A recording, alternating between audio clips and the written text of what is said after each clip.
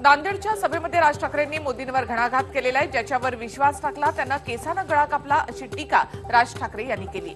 मोदी शहा यांच्या विरोधामध्ये महाराष्ट्रभर प्रचार करणार असल्याचं यावेळी राज ठाकरे यांनी म्हटलेलं आहे। मोदी शहांच्या विरोधात माझा राग असल्याचंही राज ठाकरे यांनी म्हटलंय। शहीदांच्या नावावर मतं मागायला ते काय निवडणुकीमध्ये उभे आहेत का असा सवाल राज ठाकरेंनी मोदींना केलाय। तर हिटलर सुद्धा रेडिओवर मन की बात करायचा असं राज ठाकरे यांनी म्हटलंय।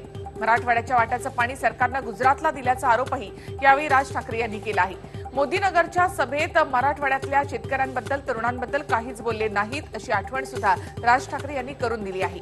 मोदींनी निवडणुकीआधी युद्धसदृश्य परिस्थिती निर्माण केल्याचा आरोपही राज ठाकरे यांनी केला। तर नोटाबंदीमुळे 4 ते 5 कोटी लोकांचे व्यवसाय गेले असा आरोपही राज ठाकरेंनी केलाय। 5 वर्षात देशाला मजबूत सरकार दिलं असून जगात भारत महाशक्ती बनला असल्याचं मोदींनी म्हटलंय। तर स्वराज्य ते सुराज्य अशी आमची यात्रा असल्याचं मोदींनी म्हटलं आहे। काँग्रेस एनसीपीच्या सरकारमध्ये लोकांनी दुःखाचा सामना केला। हे यूपीएचं सरकार घोटाळेबाजांचं सरकार होतं अशी टीका मोदींनी केली आहे। यावेळी मोदींनी शरद पवार यांच्यावर देखील निशाणा साधलाय। शरद पवार तुम्ही विदेशी चष्म्यातून भारताला पाहताय, 2 पंतप्रधानांच्या विधानावर तुम्ही गप्प का असा सवाल मोदींनी पवारांना केलाय।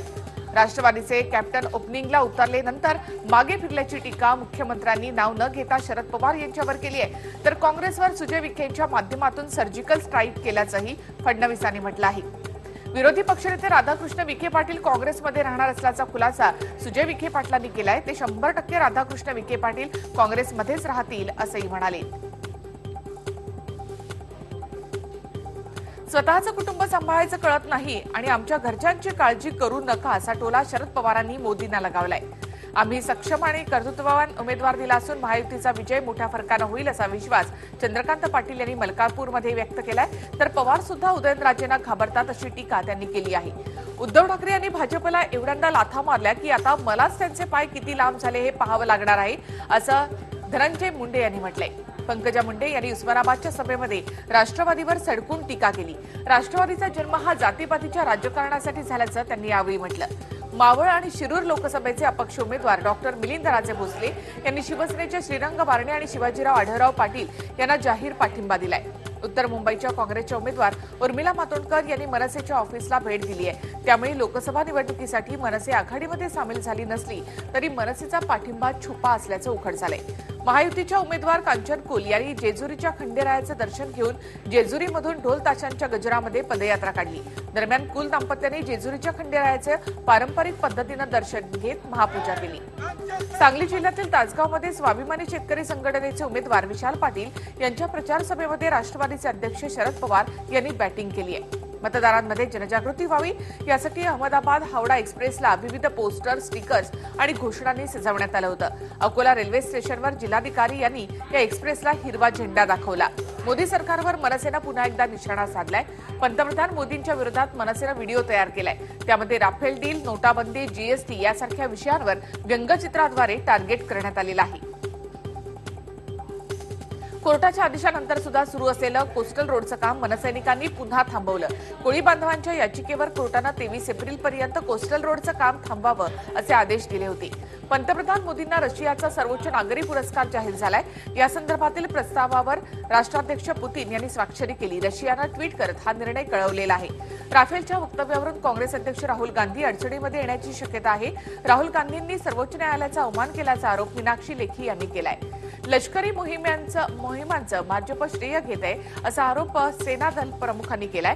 या संदर्भातील पत्र 7 माजी सेनादल प्रमुखांनी राष्ट्रपतींना दिलं आहे।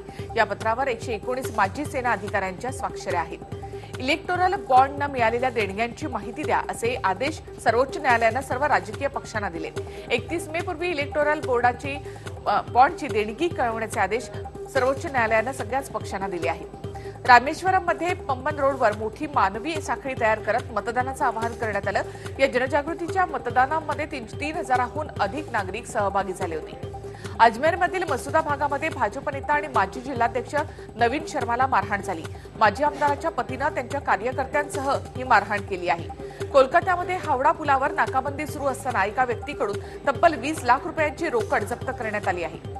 हुंड्यासाठी सासरच्याने सुनेला जिवंत जाळल्याची धक्कादायक घटना गोरखपूरमध्ये घडली आहे। यामध्ये पीडित महिलेचा दुर्दैवी मृत्यू झाला असून या प्रकरणी 5 जणांना ताब्यातही घेण्यात आलेलं आहे। मुंबईतील छत्रपती शिवाजी महाराज आंतरराष्ट्रीय विमानतळावरून कालपासून जेटच्या विमानांचं उड्डाण जे आहे ते जवळपास ठप्प झालंय, त्यामुळे लाखो प्रवाशांचा खोळंबा झालेला आहे। आंदोलनाची दिशा ठरवण्यासाठी जेट एअरवेजच्या कर्मचाऱ्यांनी बैठक घेतली।